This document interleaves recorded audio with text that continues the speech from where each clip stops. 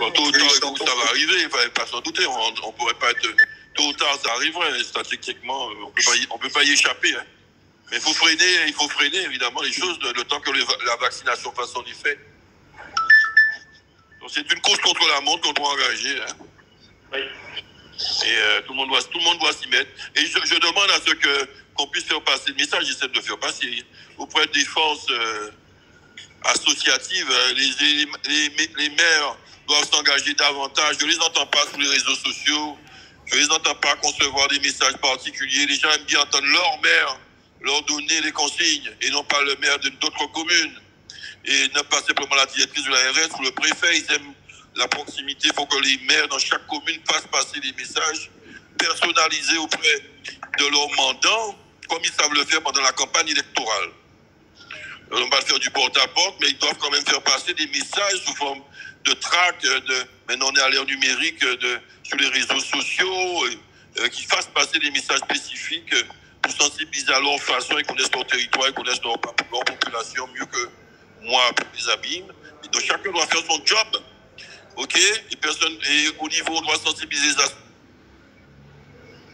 les associations aussi, les leaders d'opinion, les artistes qui crient famine parce que la culture est un peu pénalisée, ben, qui doivent nous aider à combattre aussi, qu'ils investissent leur personnalité pour faire passer des messages auprès du plus grand nombre, hein, qui se mouillent, et qui fassent à leur façon faire passer des messages. Les présidents d'associations également, le carnavalesque, c'est les périodes du carnaval, mais profitons du carnaval pour faire passer des messages spécifiques auprès de tous les carnavaliers qu'on a sous la coupe. On leur fasse passer ce message entre deux autres réjouissances. Il faut que tout le monde se sente impliqué, ce n'est pas l'affaire de la directrice de l'ARS et du préfet. Ok? C'est l'affaire de Guadeloupéens, le préfet de passage, la directrice de l'ARS aussi. Et nous restons en Guadeloupe. Donc il faut que nous assumions la responsabilité du pays et qu'on fasse passer les messages qu'il faut et que tout le monde se sente concerné. Donc on parle des jeunes, etc. Il faut que les jeunes aussi se sentent responsables de leurs aînés, des gens malades, dans leur famille, dans leurs entourages, au niveau de la Guadeloupe généralement, qu'ils aient un comportement un peu plus responsable des gestes barrières, notamment.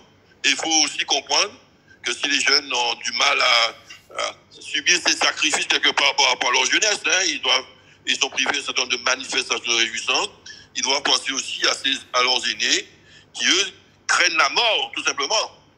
Ils ne sont pas se demander s'ils vont pouvoir profiter de la dernière réjouissance. Ils se disent si on ne va pas y passer dans cette crise Covid. Alors, donc, on doit relativiser les choses et que la jeunesse doit se sacrifier un petit peu pour préserver les aînés et les gens les plus vulnérables de la société guadeloupéenne. C'est l'appel que je leur lance à cette jeunesse guadeloupéenne, qu'ils soient davantage responsables. Nos aînés en temps de guerre, quand ils étaient jeunes, ils avaient 18-25 ans, ils ont donné leur vie pour sauver la patrie. Mais on ne leur demande pas de donner leur vie, on leur demande d'appliquer un certain nombre de mesures simples pour permettre à nos aînés de ne pas y passer et nos malades.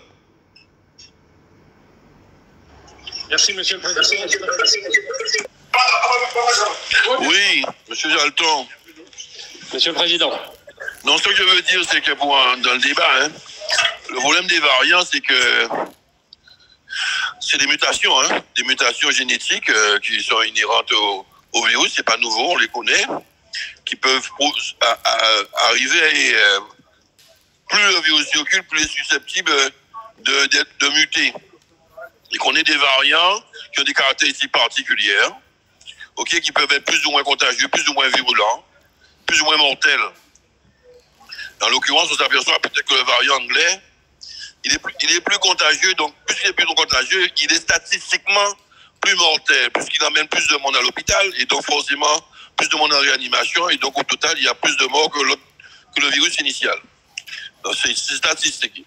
Je ne connais pas les caractéristiques des autres variants brésiliens ou sud-africains, mais chaque variant a sa spécificité, ses conséquences en termes d'hospitalisation et de mortalité. Donc, il est impérieux pour nous que nous puissions ralentir l'arrivée, comme tu l'as dit bien, tôt ou tard, ça va arriver, tout le monde s'en doute. On ne va pas rester exempt pendant des mois et des mois de ce qui arrive sur d'autres territoires. Dès lors qu'il y a de la circulation, il y a des gens qui viennent sur notre territoire, motifs impérieux ou pas, on s'expose forcément à un risque d'arrivée des variants. Donc il faut que c'est une course contre la montre. Donc la parade, c'est évidemment l'amélioration des traitements. Les traitements s'améliorent. On traite mieux les gens arrivant en hospitalisation, en détresse ventilatoire, que hier, lors de la première phase épidémique. Il y a beaucoup de moins de personnes qui passent en réanimation. On le sait. Donc, c'est déjà un progrès. Maintenant, le second progrès, à part le progrès des traitements à l'hôpital, il y a le progrès aussi de la vaccination. La vaccination aussi permet, en tout cas le vaccin le plus communément diffusé actuellement sur le territoire de la République française, il permet d'éviter les formes graves pour les personnes âgées, comorbidité, de la maladie, celle qui amène généralement à la réanimation et qui nous conduit parfois à la morgue. Donc c'est un progrès. Elle n'empêche pas la contagiosité, n'empêche pas d'avoir le virus, n'empêche pas de le diffuser, mais il empêche les formes graves. Donc il est important qu'il soit diffusé. Maintenant, il y a d'autres vaccins qui ont d'autres caractéristiques. Maintenant, le génie humain va faire en sorte, et les responsables vont faire en sorte de ventiler tous ces vaccins auprès d'un public cible le plus intelligemment possible pour pouvoir, à l'échelle nationale, à l'échelle mondiale, endiguer à court et moyen terme ce virus. Sachant que plus le virus, il ne suffit pas de dire qu'une fois qu'on a protégé les gens vulnérables qui sont moins sujets à la mort, on a gagné. Non, parce que si on laisse circuler le virus auprès des gens qui sont peut-être asymptomatiques ou pas, il va muter, il va continuer à muter, à nous donner des formes nouvelles, peut-être plus graves, plus mortelles, plus létales qu'auparavant. Donc il ne suffit pas de préserver les populations à risque, il faut aussi endiguer définitivement la circulation de ce virus. Donc il est important que tout le monde à terme soit vacciné et dans les meilleures conditions possibles avec les vaccins les plus appropriés possibles en fonction des publics cibles pour que nous arrivions à court, à moyen, pas à court, à moyen ou à long terme, à endiguer ce virus sur la planète, en tout cas trouver les parades nécessaires pour pouvoir faire en sorte qu'il soit le moins préjudiciable possible. Mais c'est un travail de longs mois, voire d'années, et on doit apprendre à vivre avec ce virus pour permettre au fonctionnement de l'économie, le fonctionnement aussi d'autres activités moins importantes, mais qui à terme devront pouvoir être libérées.